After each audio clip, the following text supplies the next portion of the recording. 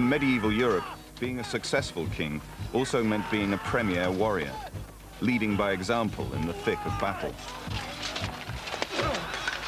To prove the strength of his leadership, the head of state had to fight in the front line. And the destiny of their whole nation depended on whether they lived or died. Only a successful warrior had the chance to be a truly great ruler. This is the story of the fighting kings of England and the men and medicine called upon to save them.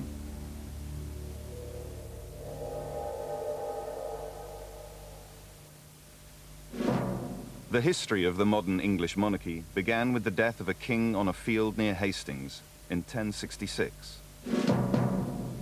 Going to war was a central part of a king's life throughout the medieval period. It was a highly competitive political arena throughout those centuries. And so the man at the top, the king, had to make difficult choices. And then if he was to lead his people into those awkward, bloodthirsty, terrifying situations, the morality of the time said, you should participate. Those who were prepared to go close to the front line were by far the most respected of leaders at the time. In the late 12th century, this was the image of the perfect soldier king. Sword in hand, head held high, this is William the Conqueror's great-great-grandson, Richard the Lionheart. Richard approximated extraordinarily closely to the ideal image of a 12th century ruler. A fine figure of a man, a great physical specimen able to stand up in battle. If there was fierce hand-to-hand fighting in the middle of a battle, then Richard might well throw himself into the thick of the fighting.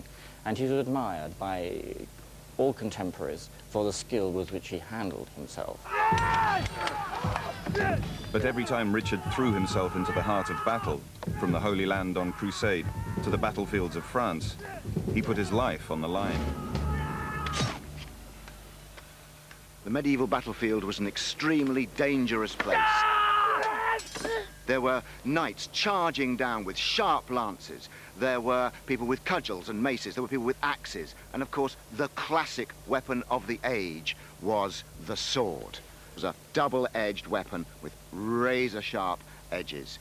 Against flesh and bone, it was capable of savage butchery. Using the carcass of a pig, it's possible to see just how lethal these weapons could be.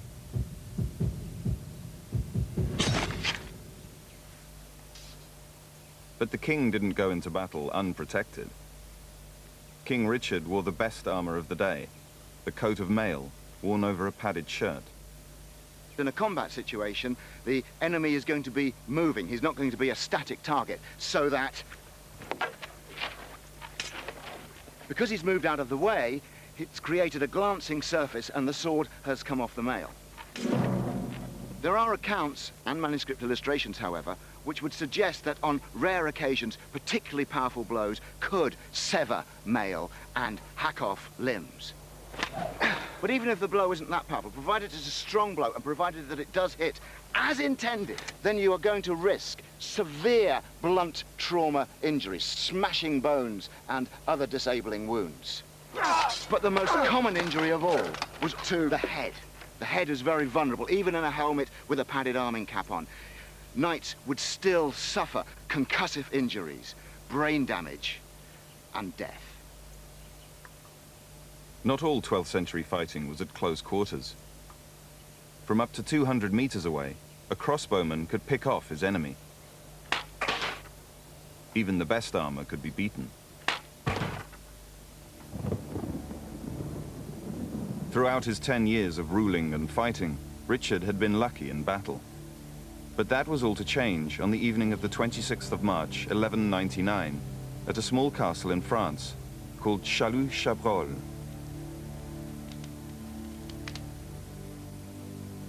If he could take the castle, Richard would gain a small but important stronghold in his campaign against King Philip of France.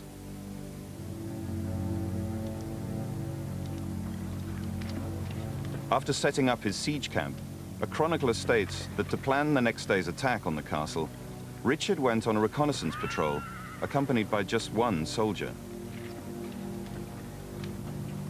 Going out on patrol was dangerous, and this is undoubtedly one of the ways in which cautious commanders avoided danger. But Richard, like, let's say, another great soldier, his ancestor William the Conqueror, was famous for carrying out his own intelligence patrols. But on this particular evening, Richard took an extra risk. He knew the castle was very weakly defended. Overconfident, Richard didn't bother to put on any armor, relying on just a large siege shield for protection. Up on the castle ramparts, only one member of the tiny garrison was brave enough to show himself. The knight, Peter Basil. He was so desperate that he'd been reduced to using a frying pan as a shield. To Richard's well-equipped army, he'd become a figure of fun. But he did have a crossbow, loaded with a lethal bolt known as a quarrel.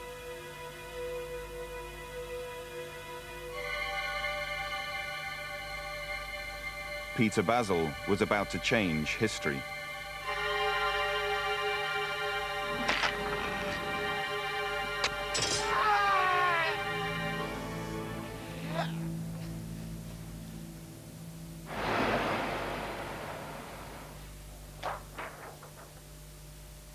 X-rays reveal how Richard was in mortal danger the moment he was hit. We know from contemporary records that Richard was struck on the left shoulder, and we also know that he ducked just before the crossbow quarrel hit him. So it's my supposition that he was actually hit from behind the shoulder, because as he ducked over, the quarrel would have entered from either on top or just behind the shoulder joint. Richard was lucky. This blow didn't kill him directly. If he'd been struck from the front, the chances are that the crossbow quarrel would have gone into the lung, which would have been likely to be a fatal injury, or alternatively, it would have penetrated into the heart, which obviously would be almost instantaneously fatal. Now, if we look at the actual bones of a shoulder, we have the scapula of shoulder blade. The scapula is actually a very thin plate of bone. It's so thin you can see the light shining through the bone. And if the scapula is struck by an object such as a crossbow quarrel, then it is going to shatter. Richard was always going to be in big trouble right from the moment of impact, because the injury would have caused shattering of the bony elements around the shoulder. It was almost inevitable that infection would become a complicating factor in his injury. It's very clear to see that the physicians and surgeons at the time were presented with a very great challenge. But medieval surgeons were experienced and skilled at dealing with serious battlefield wounds. Evidence of their extensive knowledge is in this extraordinary illustrated manuscript. Known as the Chirurgia, this was the surgical textbook of the day. This wonderful manuscript represents the state-of-the-art of surgery in the 12th century. And this is just a perfect way into understanding the best kind of surgery that would have been available to a king like Richard I. This picture shows the physician diagnosing a hairline fracture of the skull. And the way they did this was they told the patient to block his ears, block his nostrils, shut his mouth and blow. And if you could hear hissing, this was supposed to tell you that there was a fracture in the skull. King Richard, the ultimate royal warrior, understood the need to protect himself in wartime with the best medical care. He hired a physician called Malger to accompany him on the Third Crusade. But unfortunately, on this particular evening, Malger was 400 miles away in England. Richard did receive rudimentary first aid, but the metal tip of the bolt remained lodged deep in the wound.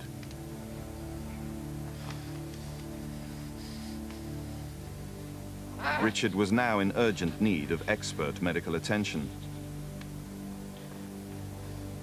With his usual surgeon away, another doctor came that night to the king's tent and immediately set about cutting open the wound to remove the arrowhead in a desperate attempt to save Richard's life.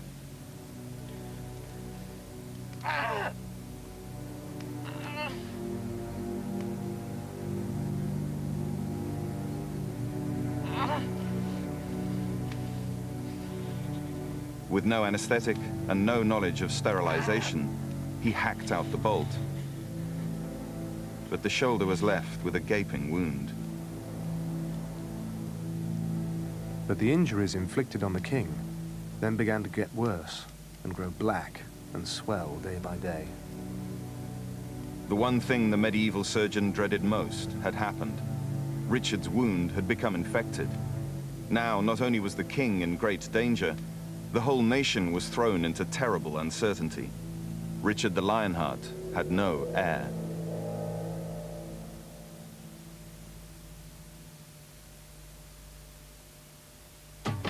Ever wondered what the most commonly used word in the world is? Okay. Man's favorite word is one that means all right, satisfactory, not bad. So why invent the light bulb when candles are okay? Earth's okay, why go to the moon? Clearly not everybody believes okay is okay. We don't. And we were wondering, what would the world be like if its favorite word wasn't okay? What if we could change it?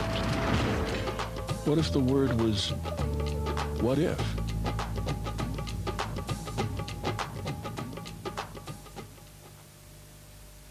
With tomorrow's 40p Daily Express, you can go on a £9.50 holiday. Don't miss your £9.50 holiday offer starting in tomorrow's 40p Daily Express. Express delivery.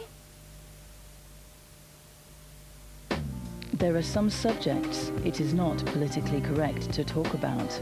There are some things that even today are taboo. The truth about fat is one of them. Fat Plague launches the Fat Season, Monday at 9 on 4.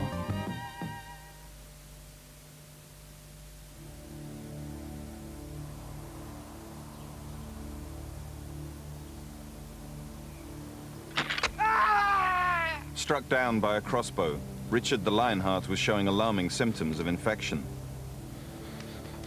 Richard, the warrior king, was now fighting a very different sort of battle. This time, his enemy was bacteria. Microbiologists at research centers like University College Hospital call the organism Clostridium perfringens.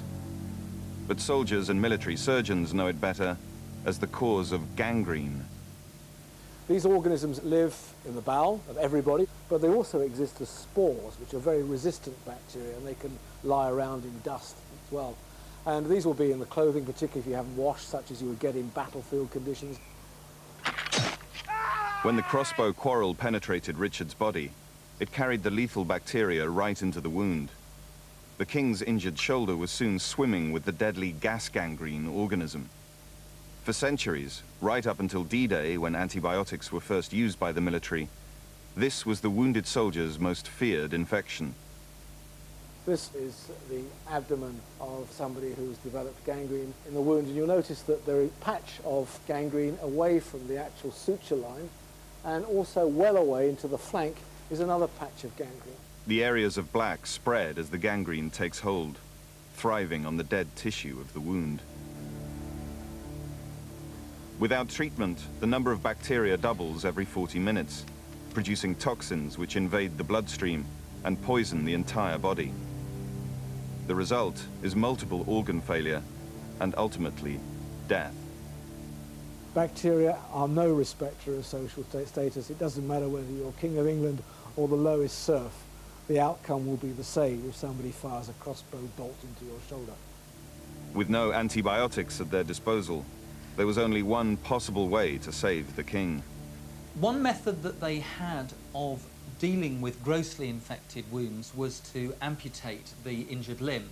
But because the injury was right at the top end of the limb, amputation wasn't an option to them. The king was fast losing his fight. Richard knew he was dying, and he had no children to take over his throne. Rumors begin to circulate that he's not only seeing doctors, other people are visiting his bedside, and that he is enjoying a sex life against the orders, it is sometimes said, of his doctors with them. Because he is a figure of legend, then new legends surround his deathbed. 11 days after being struck down, Richard's entire body was infected. His final act was to confess his sins to a priest. He could no longer fight off death.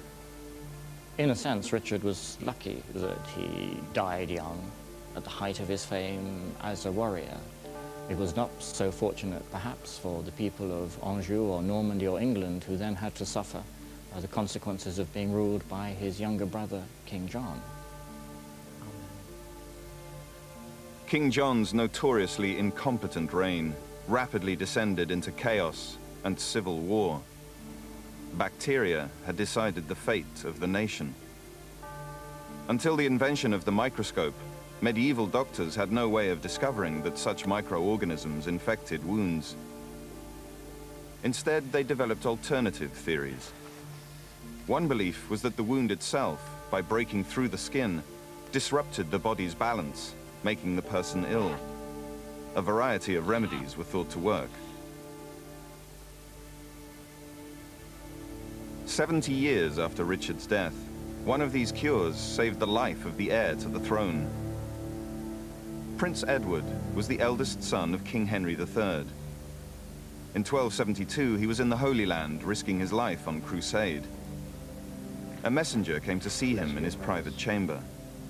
The messenger set his hand to his belt, as if he was about to take out another secret letter, but instead suddenly pulled out a knife and tried to plunge it into Edward. The prince raised his hand to resist a blow, but received a deep wound in the arm. He grabbed the assassin's hand, pulled out the knife, and then at once stabbed his assailant in the stomach and killed him.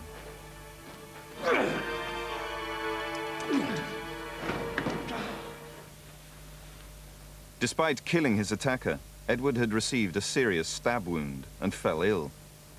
Just how the prince was saved rapidly became the stuff of legend.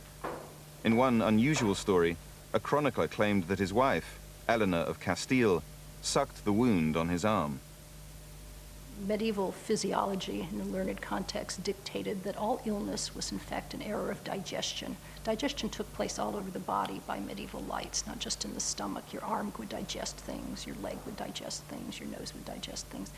And if you had a wound in your arm, for instance, the digestion was interfered with and all these toxins would build up, and the lady would suck the poison out and cure you.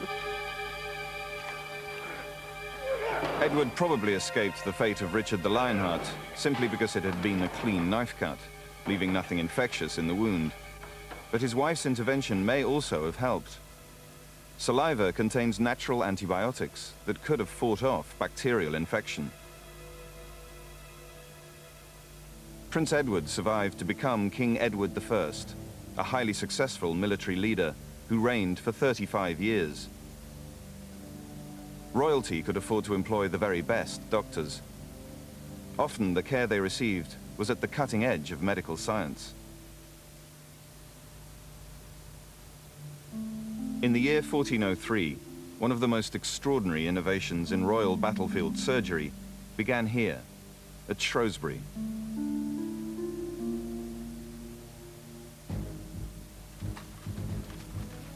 "16-year-old Prince Henry, the son of King Henry IV and heir to the throne, was leading the left flank of his father's army against a rebel force.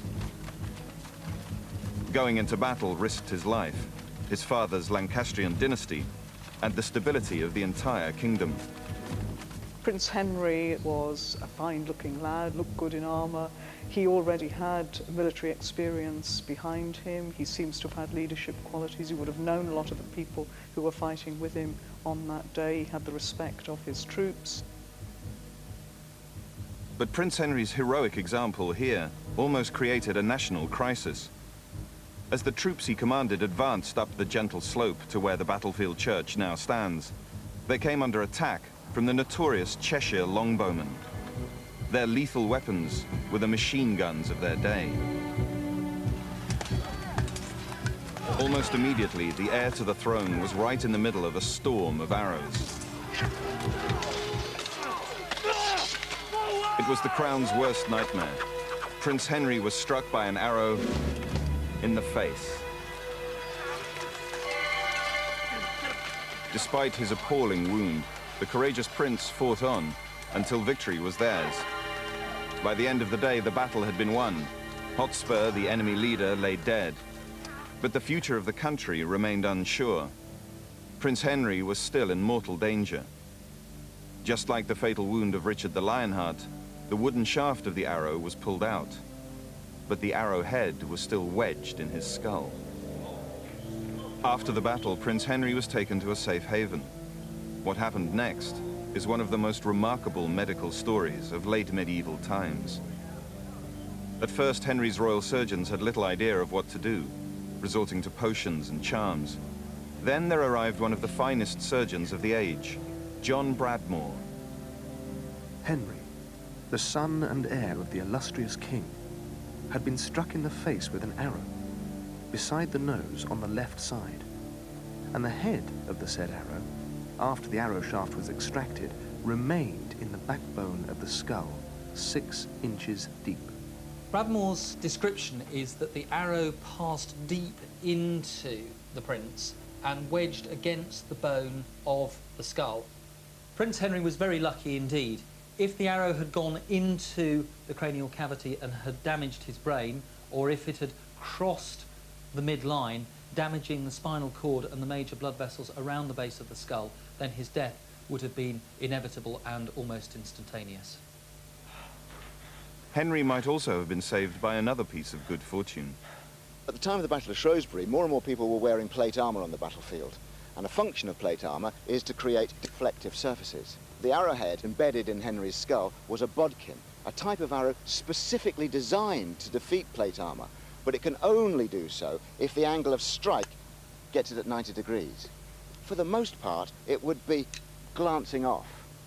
And I think that that is probably what happened to the arrow that went into Prince Henry, because something must have slowed it down. An arrow of this type, if it had come head-on into him there, at full power, would probably have come out of the skull the other side. Henry would probably have his visor up so he could breathe, so he could command, deliver orders, be seen to be there in the midst of the battle. Forward! Arrows coming specifically into that area would be glancing off, and I think it was one of those arrows, a freak accident, that glanced off straight into his face. Although he escaped instant death by a matter of millimeters, Bradmore, his surgeon, knew that if the arrowhead wasn't removed quickly and cleanly, the wound would become infected, just like Henry's ancestor, Richard the Lionheart. The arrow has entered his face here, and it would have passed through these very thin plates of bone that form the facial skeleton and come to rest against the more solid bone of the base of the skull. Now, Bradmore has the difficult task of trying to remove this. He can't use the more conventional medieval approach towards arrow removal, which is to actually push it straight through and out the other side.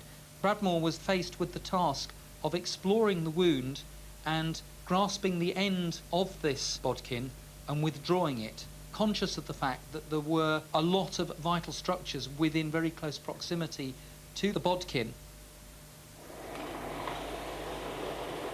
To save the prince's life, Bradmore set about designing a special metal tool.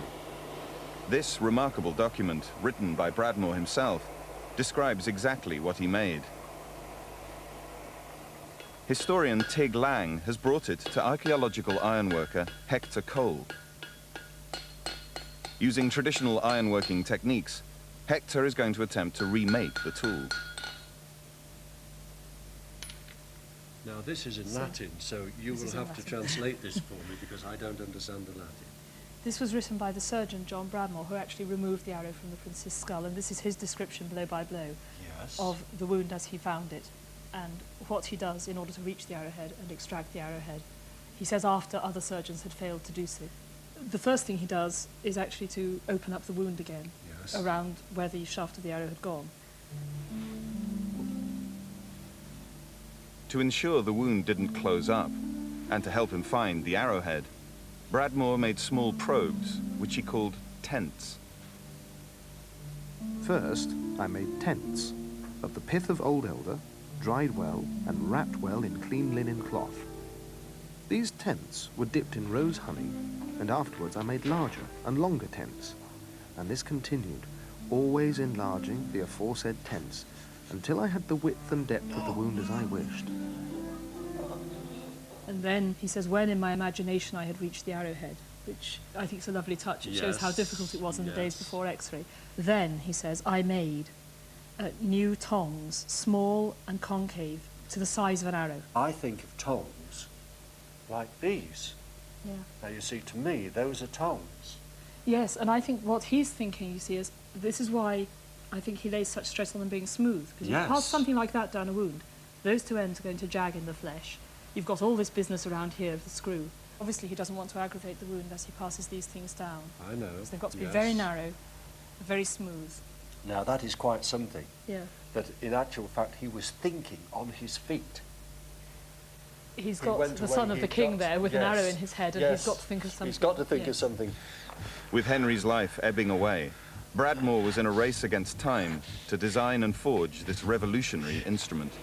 The smiths in the castle would have been absolutely fascinated, because it's totally out of the run of the sort of thing that they would be doing. Shoeing horses, making nails. Hector is using 15th century techniques to make something as close as possible to Bradmore's original invention. Back in 1403, Bradmore had no time to test it before inserting it into the skull of the prince. Any mistake now wouldn't only kill the future king, but would also be a catastrophe for the nation.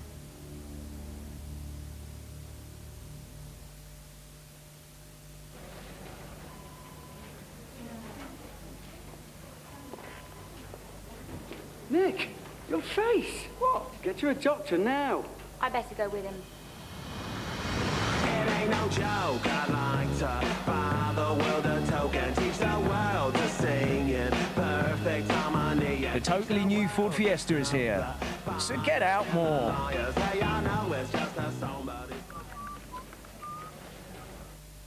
If I told you the Daily Mail and the Mail on Sunday were giving every reader a sensational return scheduled flight absolutely free, you wouldn't believe it. Well, it's true. Not budget flights, but free return scheduled flights on world-class airlines. It could be Barbados, Rome, Las Vegas, Paris, Florida, Amsterdam. You won't believe the destinations. This has to be the biggest newspaper giveaway ever. It starts in tomorrow's Daily Mail. The sun has set on the British Empire, but it left a mark on every continent. Britain was the world's superpower for more than 2 centuries, exerting even more power than the US does today. A major new series takes a fresh look at the British Empire. How Britain Made the Modern World. Thursday at 9 on 4.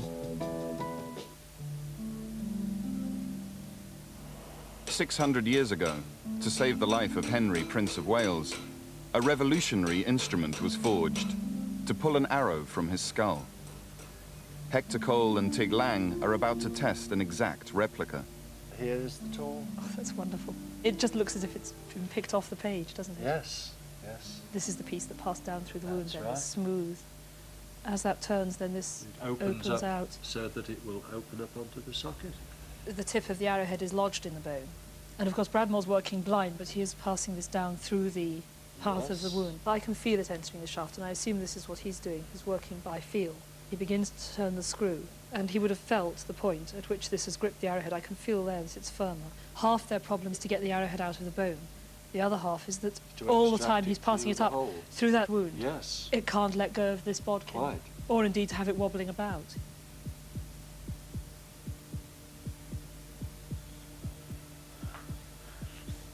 I put the tongs inside the wound, in the same manner that the arrow had first entered. Then I also put the screw in the middle, and at length the tongs entered the cavity of the arrowhead.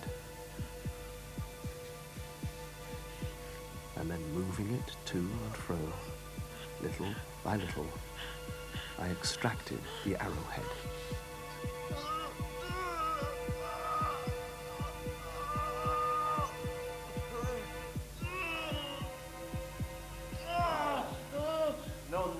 Various nobles and servants of the prince were standing by, and all gave thanks to God.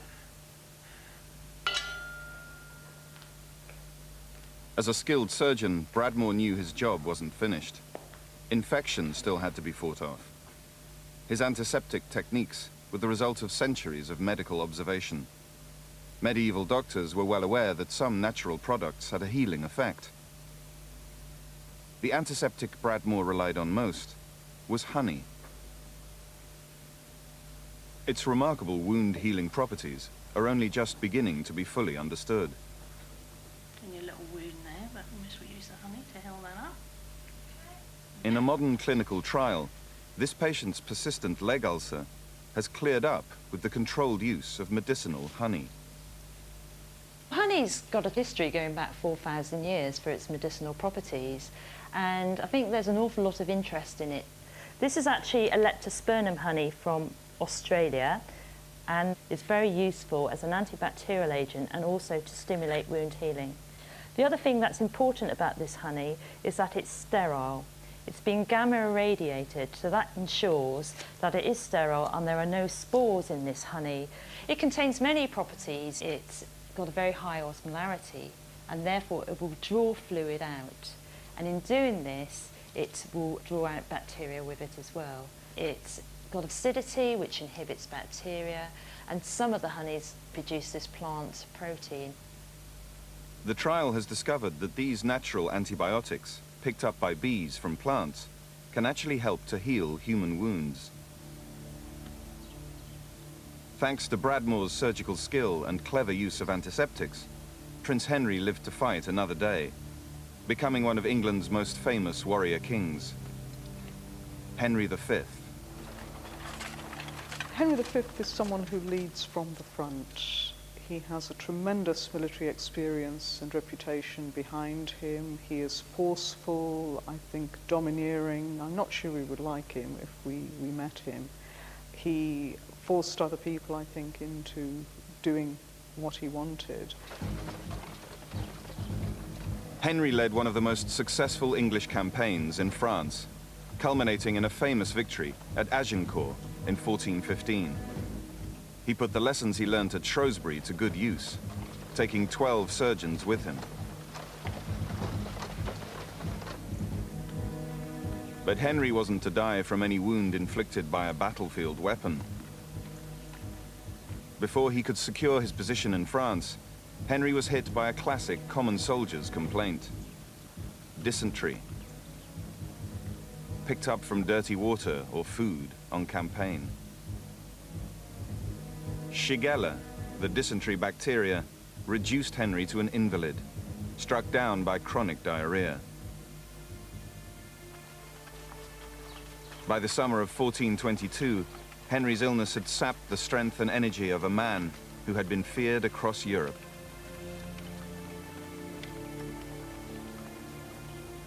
Henry knew that death was coming, and quite a few texts tell us that he asked his doctors how long he had, and at first his doctors were reluctant to say. Of course, he would have known from that he didn't have very long to go, and eventually they confessed to him that he only had about 2 hours to live. Henry's body was stricken with dehydration and the loss of salt. During his long illness, he had made detailed arrangements for the future of his kingdoms, but now, on his deathbed, he slipped in and out of consciousness. One by one, his vital organs failed. On the 31st of August, 1422, Henry died in France. He was succeeded by his son Henry VI, then a baby, who grew into an incompetent and sickly ruler. Within 25 years, all Henry V's triumphs in France lay in ruins. Henry V's body was buried here in Westminster Abbey. All his military might, royal surgeons and physicians could not save him from bacteria. John Bradmore, the man who pulled the arrow from his skull at Shrewsbury, had a profitable career with the royal household. Like many others, he discovered that serving royalty was the perfect way to make a doctor's reputation. Britain's first medical celebrity had emerged nearly 100 years earlier. John of Gaddesden, a physician to King Edward II, was so famous that Chaucer described him in the Canterbury Tales. In blood-red clothes, edged with bluish grey, he made his way. He was mean with his money and kept hold of the riches he had made from disease. Gold stimulates the heart, so we're told. He therefore had a special love of gold. Gaddesden cemented his reputation by writing this book, the Rosa Anglica. This is the Rose of Medicine of John of Gaddesden. It was written about 1314. It's one of the finest of all medical compendia. This was a very important book. Every learned physician in England, after John wrote it, would have at least a copy of part of it. It was that important. But the medicine contained in this book was based on a philosophy far removed from modern science. Medieval medics like Gaddesden based their practice on a 2,000-year-old theory. The Greeks believed that all things were made of 4 elements: fire, air, earth, and water. Mirroring this, the body contained 4 humors, or fluids: blood, phlegm, black bile, and yellow bile. According to medieval physiology, the healthy body was the balanced body. You had to have your humors in perfect mixture in order to be healthy. And something, for instance, something you ate, a wound you had, if you had too much exercise, it would throw off your balance, and this balance had to be corrected. One of the most famous cases written up in the Rosa Anglica is a rare and precise record of the treatment of royalty in medieval times. The son of Edward II, the Duke of Cornwall, had caught a potentially fatal disease, smallpox. Gaddesden was called to save him. Medieval doctors believed that smallpox resulted from too much of one of the body's 4 humors. It almost always struck down children. Aging was considered to be a process of cooling off, and the child was dominated by the humor of blood. The child was hot and moist, and as the child grew older, he or she dried up and cooled off. So smallpox was caused when the child became too hot. The blood started to boil and popped out in red pustules. After giving the Duke a cooling remedy of barley and oats, Gaddesden set about letting his blood. Should the body be full of humors or excessive blood, then it is correct to let a vein. Open the medial vein and, especially in the case of youths, open the vein at the top of the nose as well. This will protect the upper members of the body from the malice of the pustules. Under medieval theory, bloodletting made perfect sense. It released the blood that was racing too fast and helped cool down the body, restoring its balance. But Gaddesden also wanted to push the boundaries of smallpox treatment. He introduced a dramatic new cure: red light. He wrapped him in scarlatum rubeum, red scarlet, and hung these red scarlet cloths from the walls. Take a scarlet or other red cloth and put it about the pox, as I did to the King of England's son when this disease seized him. What Gaddesden was trying to do with the red cloth was to draw out this poison by showing the blood, the red cloth, like going to like. He was trying to draw out the blood and relieve the fever and the inflammation of the smallpox. Gaddesden did just that. Through a combination of diet, bloodletting, and light treatment, he claimed to cure the young Duke. He even boasted of healing his royal patient so perfectly that he didn't leave a scar on his body. This was an astonishing achievement. People have looked at this and said, well, you know, there's really no medicinal value or very little medicinal value in this kind of treatment. But from a medieval standpoint, it was actually very sound medicine. Although it sounds unconventional, Gaddesden's red cloth cure does make some scientific sense. Modern dermatologists have discovered that red cloth cuts out ultraviolet light and can help patients heal without scarring. Gaddesden had cured a royal illness at home, but the greatest challenges still lay on the battlefield. A revolution in military technology was about to create a new long-range danger: with appalling potential injuries for a military king. It was called gunpowder.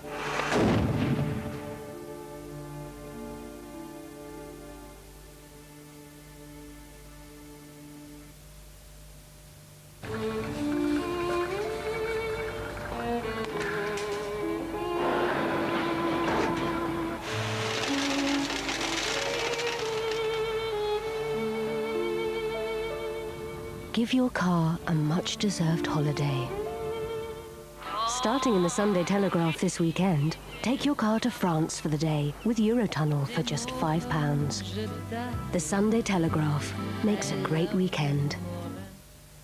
Who wants to be a millionaire? I don't. Have flashy flunkies everywhere. I don't. Who wants the butter of a country estate? A country estate is something I'd hate. Who wants to wallow in champagne? I don't. And I don't. 'Cause all I want is you.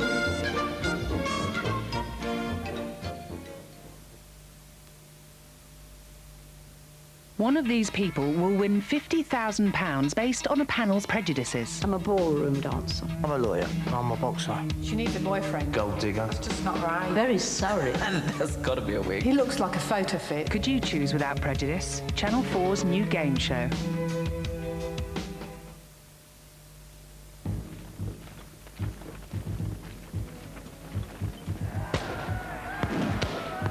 By the 17th century, muskets and cannon had made the battlefield more dangerous than ever. But a king still had to fight for the right to the throne. In 1642, King Charles I took on Parliament in the Civil War.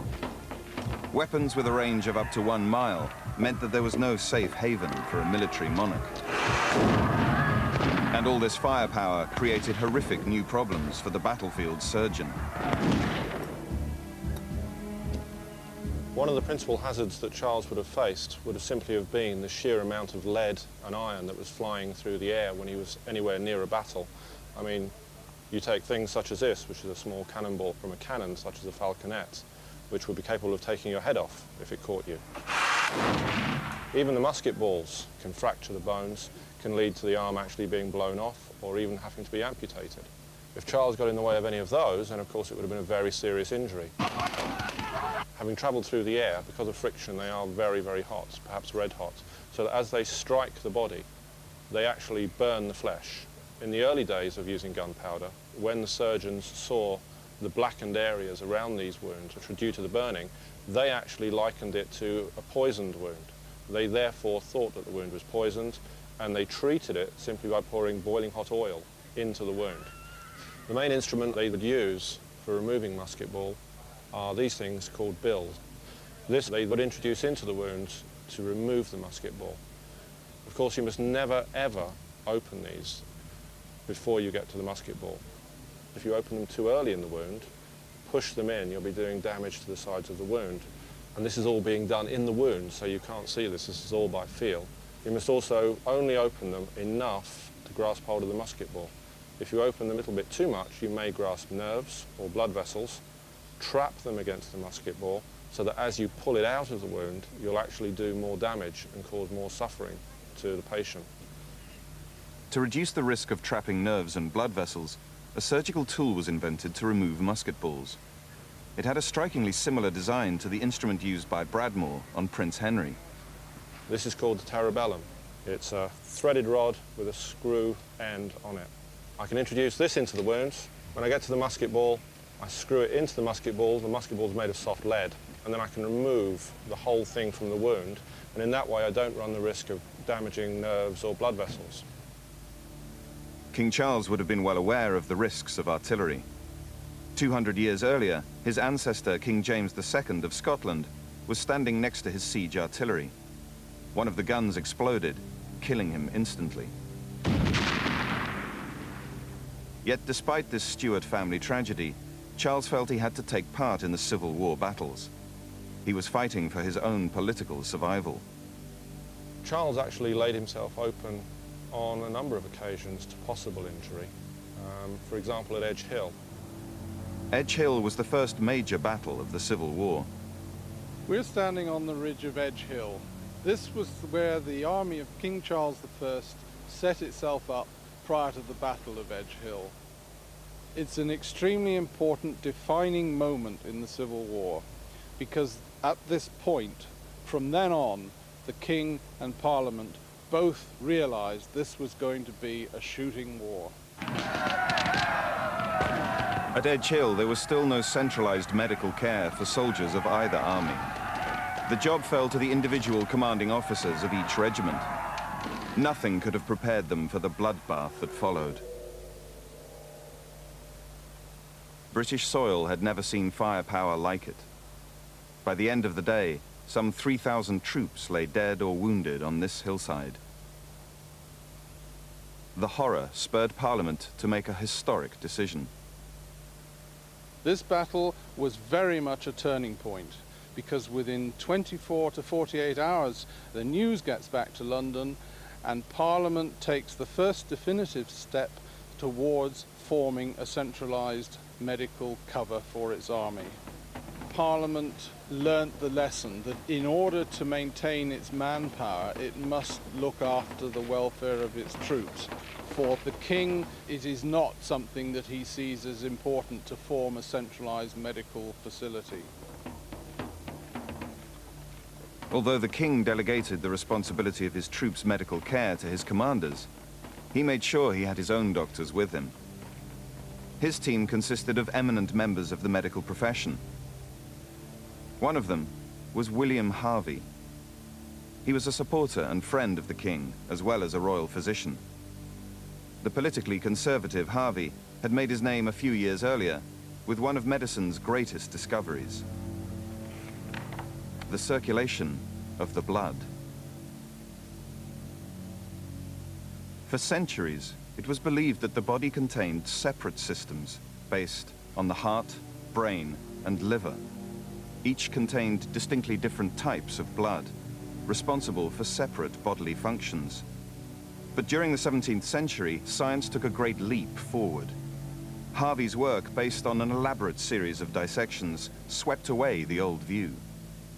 In 1628, he concluded that there was a single connected circuit of blood, and that the heart propelled it in a circular course around the whole body in one direction. It was a huge advance in scientific understanding. Harvey's discovery determines how doctors today, at places like London's St. Thomas's Hospital, treat almost all disease. The whole movement of blood through the circulation is absolutely fundamental to how the body works. What Harvey discovered was that blood flowing through the veins can only flow one way. If I block the flow of blood into the veins here and I empty this one, it stays empty. There's a valve in the vein system which stops the blood going backwards, and the only way that vein can fill up is from underneath, and that proves that the blood can only circulate one way. It doesn't ebb and flow. Our understanding of how that works is crucial to very simple things. Any drugs that you're given to treat a headache, it's delivered through the circulation. Every organ which has disease is now treated, at least in part, through the circulation, right up to coronary artery bypass grafting. Requires a detailed knowledge of the circulation, but fundamentally based on the work that Harvey did. King Charles was fascinated by Harvey's work, even allowing him to dissect royal deer. Harvey demonstrated how the heart and circulation worked to the king, who shared an interest in the natural world. In return, Harvey was a passionate supporter of the monarchy. As the political situation broke down in 1642, Harvey followed his master into war. But he was no battlefield surgeon. At Edge Hill, he was entrusted with the care of the young princes. Harvey told me that he withdrew with them under a hedge and took out of his pocket a book and read. But he'd not read very long before a cannonball struck the ground near him, which forced him to flee with the young princes. In the end, there was little Harvey or his medicine could do to save his master. Charles I was eventually defeated, and in 1649, beheaded. With Charles gone, the relationship between a king and the military would never be the same again.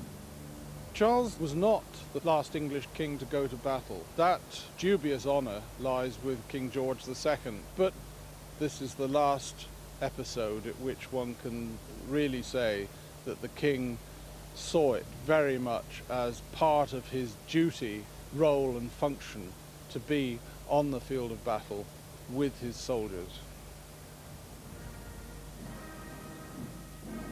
Today, while the British royal family still wear their military titles and their uniforms with pride, little more than ceremony is involved. Prince Andrew flew in the Falklands War, but there is no risk of a king or queen being injured or killed in battle.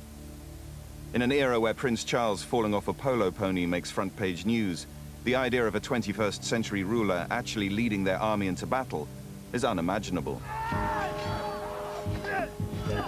Unlike their frontline ancestors, modern monarchs are not expected to fight to prove their right to rule. Battlefield doctors are no longer concerned with protecting the life of the monarch, but with saving the troops who fight in their name. On the next royal deaths and diseases, madness, the disastrous reign of King George, and how Queen Victoria's obsessive love brought the country to the brink of revolution. And that's at the same time next Friday. Also next Friday at 9, the brand new series. Huge. And those days were used away. To win the war, of course we were. All these wounded men covered in mud and dirt. It's fine weather. I'm in the land army, I went all around everywhere. Carrot chickens,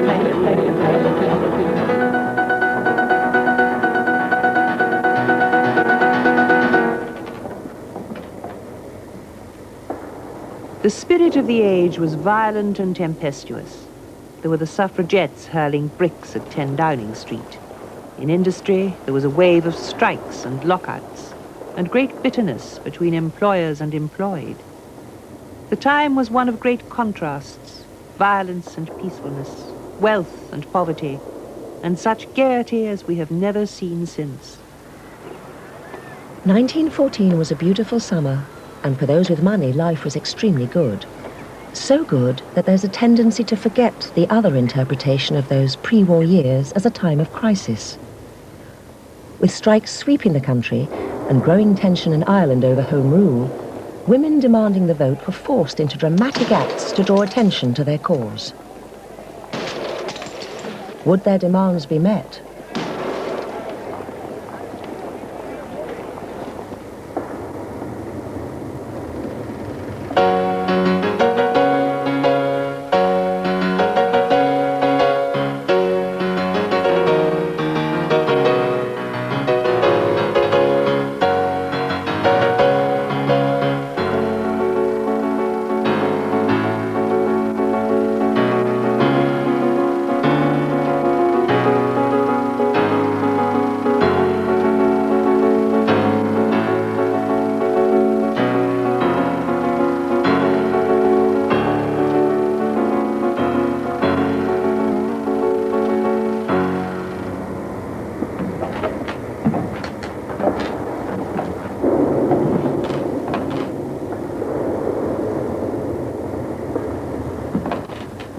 It is evident that the man, possessing the power of reason, strength, and the courage to employ it, is qualified for being a protector.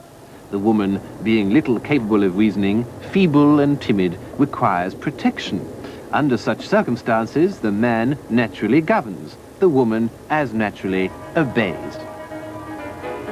This was the Victorian ideal, backed by law and custom.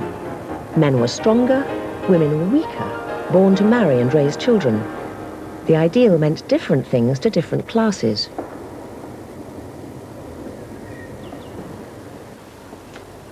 Well, I don't think we thought of anything except finding a nice young man, getting married, and starting a family life.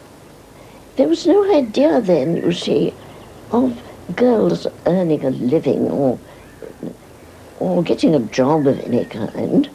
Among the girls that I moved with just then, we just wanted a good time and to meet some nice young man and finally to settle down. That's all our parents wanted. Upper-class women were not idle. On the contrary, they had devised for themselves a dizzy and often exhausting schedule to fill their time. Tuesday the 9th of June, 1914. Nui and Marianne went shopping at Harrods after breakfast, and I joined them at Tudor's. Had a 1 o'clock lunch, then we three were shown the latest ladies' wear. I tried several dresses, but none quite matched my hat. I liked the straight skirts, utterly simple this year. The hats, though lovely, are rather high.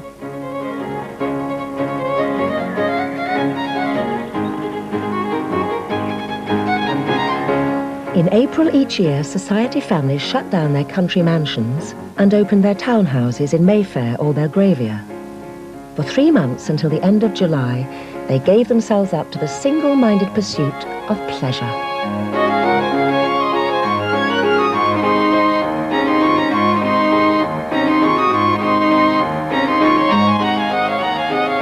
We always had a large party for Ascot races, and all our friends had people staying with them too.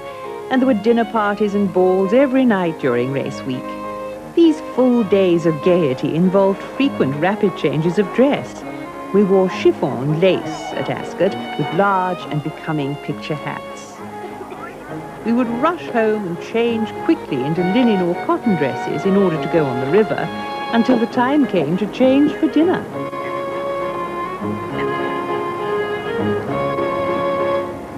Not all women found these demands satisfying. My husband is increasingly absorbed in his legal duties, of which I understand nothing, and so which do not interest me. Our children are all growing up and at school. I have servants enough to run my house.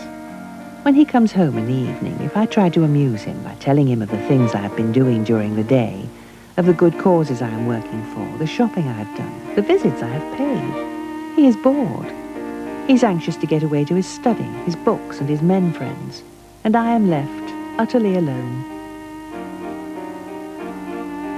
Outside her home, the scope of a married woman's activities was severely limited. She might pay morning calls, perform works of charity, and attend tea parties, but there was very little for her to really apply her mind to.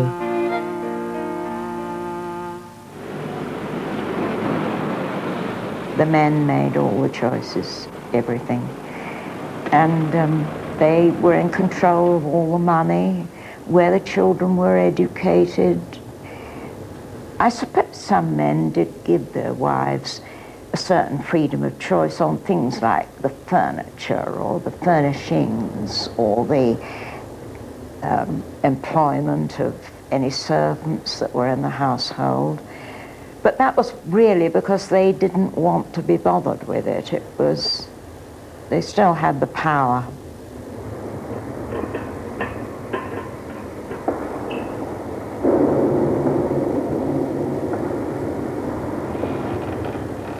The position of women was beginning to change in late Victorian times.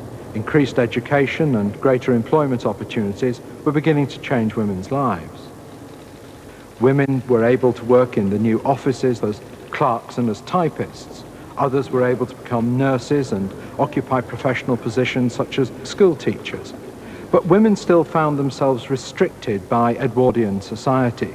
The new woman had come out of the home, but found herself restricted on every side by what was expected of women in family and public life.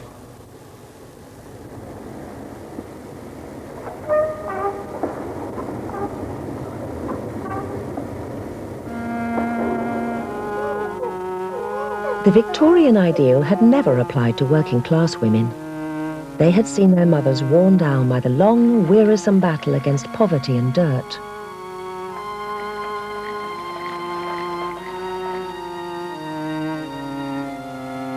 Women wore their lives away by washing clothes in heavy iron-hooped tubs, scrubbing wood and stone, polishing furniture and fire irons.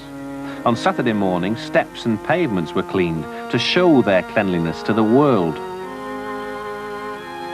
To the burden of housework was added that of continual childbearing and the necessity to go out to work. My sister and I were carried out of our bed at 5:30 every working day to be left in the care of Granny Ford for 4 shillings a week. Mother came rushing home from Benson's in the breakfast half hour to give us a breakfast. And my first actual recollection is of one such morning when I was sitting with my back to the fire and a cinder flew out and stuck on the back of my neck. But Benson's bell was ringing them back to work and a neighbour had to come in and make a fuss of me and stop me crying.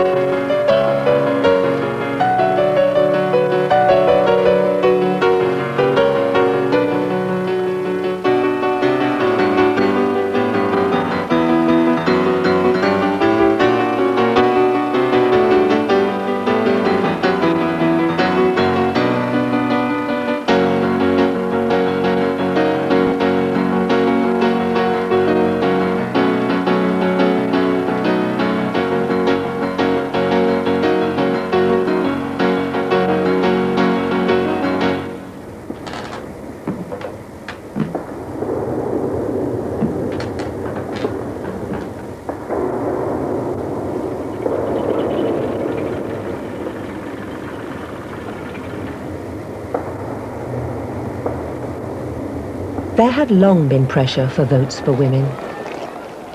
The National Union of Women's Suffrage Societies, led by Mrs. Fawcett, campaigned for the general improvement of women in education, employment and politics.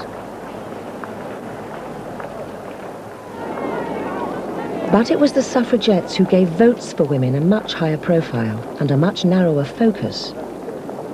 In 1903, Mrs. Emmeline Pankhurst raised the flag of revolt with her 2 daughters, Christabel and Sylvia. They called themselves the Women's Social and Political Union, later referred to as the suffragettes. Their problem was how to persuade an all-male parliament to give women the vote. Women are certainly intellectually inferior to men. They are nervous, emotional, and have very little sense of proportion. Frustrated by the lack of progress, the suffragettes decided to take action. In 1905, Christabel Pankhurst and Annie Kenney were thrown out of a Liberal meeting for demanding votes for women.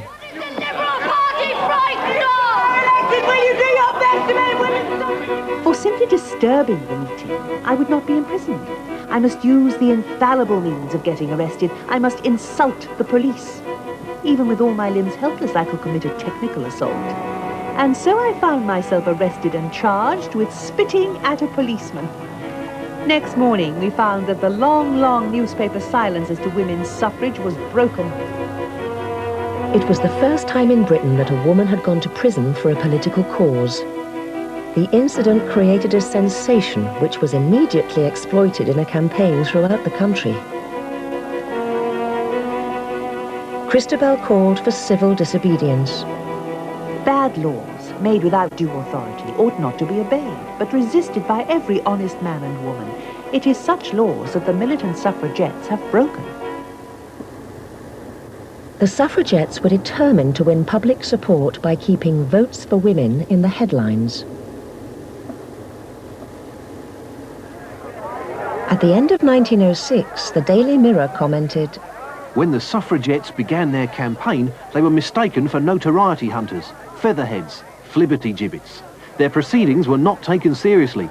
Now they have proved that they are in dead earnest, they have frightened the government, they have broken through the law, they have made votes for women practical politics. More and more suffragettes were being imprisoned for their actions. They demanded to be treated as political prisoners, not criminals, and went on hunger strike. Under orders from the Home Secretary, the medical officers began force feeding. On Saturday afternoon, I experienced the horror of force feeding for the first time. The wardresses forced me onto the bed and held me whilst a doctor tried to prise open my mouth. When that failed, the doctor forced a tube down my nostril into my stomach. Great pain is experienced during the process. The drums of the ears seem to be bursting, a horrible pain in the throat and the chest.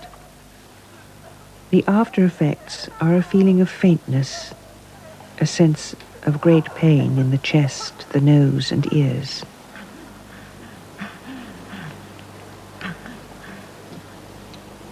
On November the 18th, 1910, as Prime Minister Asquith was talking to the House, 300 women marched on Parliament. This time, the police behaved with a brutality not experienced by the women before. The day became known as Black Friday. Some of the language used by the policeman was beyond description. One gripped me by the thigh and I demanded that he should cease doing such a hateful action to a woman. He said, "Listen, dear, I can grip you wherever I like today." The police deliberately tore my undergarments, and forced me up the steps on my knees. I was flung into the crowd outside.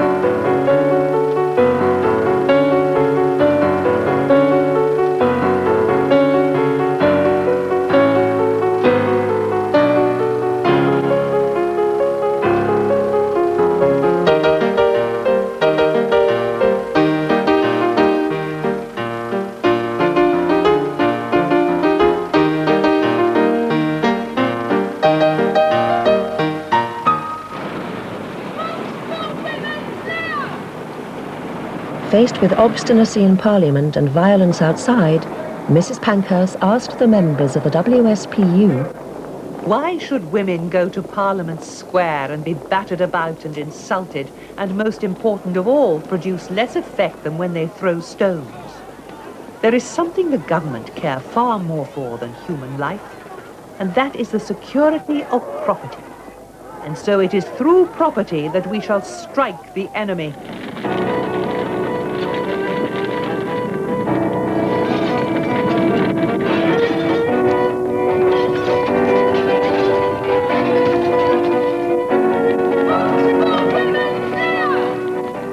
Then on June the 3rd, 1913, Emily Wilding Davison threw herself under the King's horse. Her funeral was attended by 2,000 suffragettes. The cabinet and press responded with dismay.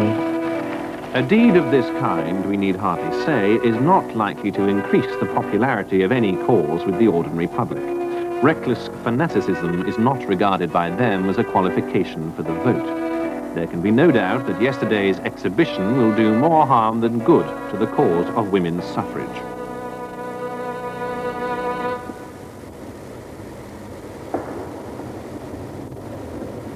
The suffragettes were really the first terrorists. Their campaign of violence helped to keep the issue of votes for women on the political scene at a time when it was in danger of being eclipsed by other issues like Irish Home Rule. But the campaign also hindered the movement. The scenes of women chaining themselves to railings, being hauled off to prison, served to embarrass many of the supporters of women's suffrage. It also split the movement. Many of the moderates felt that this was not the way to proceed, that it might be proving the critics of women right, that women were too unstable and emotional to participate in politics. Moreover, many women were in the movement for social and health reform issues, in which the vote was only one of the issues for which they were fighting, and they too found the campaign of the militant suffragettes something of a distraction. Within 1 month of the declaration of war on the 4th of August 1914, all suffragette militancy was suspended, all suffrage prisoners were set free, and Mrs. Pankhurst and Christabel were addressing recruiting meetings.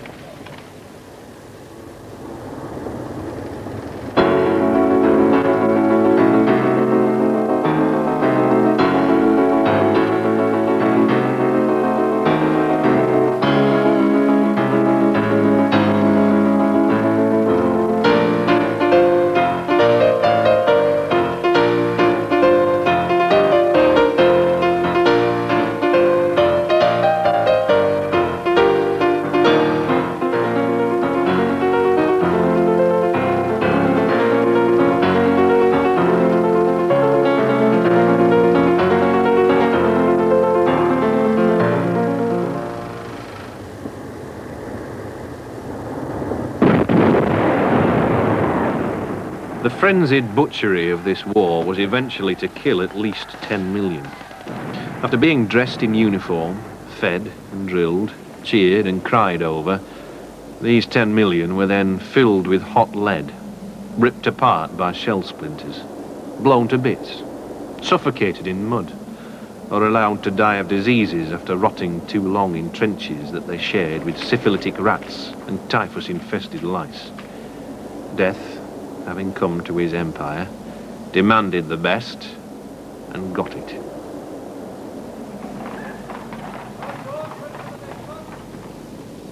The Great War was total war. The call-up of so many men obliged employers to call on women to do jobs they had been barred from before.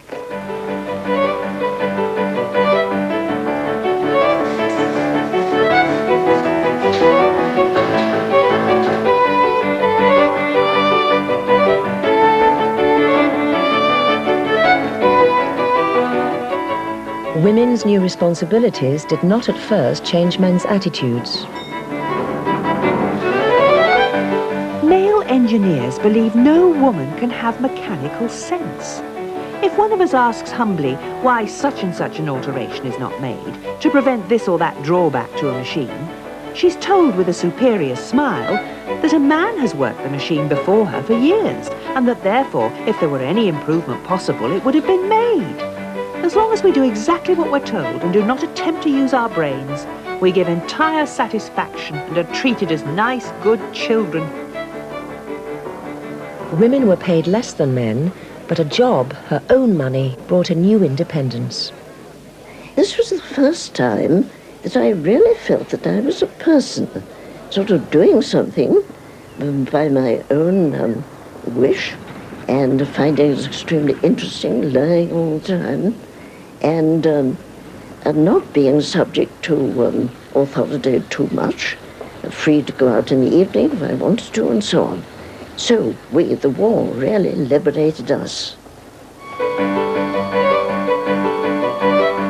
Most important for the women of the lower classes was the escape from the ill-paid drudgery as dressmakers and domestic servants. They now took responsibility for the household. Wives in the shop no longer talked about my boss or my master.